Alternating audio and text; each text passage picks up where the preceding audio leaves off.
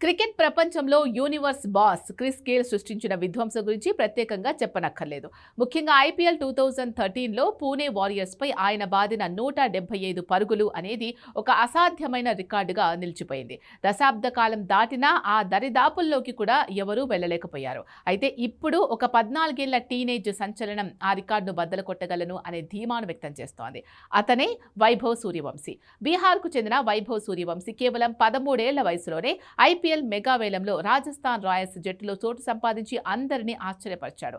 అతి పిన్న వయసులో ఐపీఎల్ కాంట్రాక్ట్ దక్కించుకున్న ఆటగాడిగా చరిత్ర సృష్టించాడు. ఇటీవలే ఆస్ట్రేలియా అండర్-19 జట్టుపై కేవలం 58 బంతుల్లోనే సెంచరీ బాది తన పవర్ హిట్టింగ్ సామర్థ్యాన్ని ప్రపంచానికి చాటి చెప్పాడు.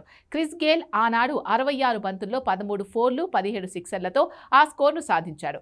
2020 ఫార్మాట్లో 175 పరుగులు చేయడం అంటే అది కేవలం బ్యాటింగ్ మాత్రమే కాదు, ఒక బౌండరీల సునామీ. వైభవ్ ఒక సహజ సిద్ధమైన అటాకింగ్ బ్యాటర్. ప్రస్తుత కాలంలో ఇంపాక్ట్ ప్లేయర్ రూల్ రావడం, చిన్న బౌండరీలు ఉండడం వైభవ్ వంటి యువకులకు కలిసొచ్చే అంశం.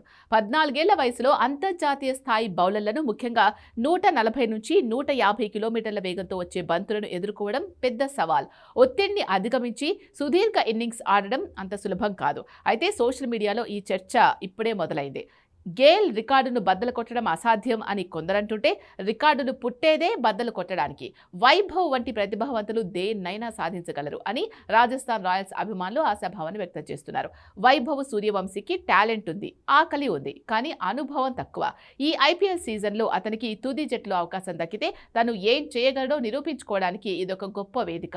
ఒకవేళ గేల్ రికార్డును బద్దలు కొట్టకపోయినా అతని ఆట తీరు భారత క్రికెట్ భవిష్యత్తుకు ఒక కొత్త ఆశను కలిగిస్తుంది అనడంలో సందేహం లేదు.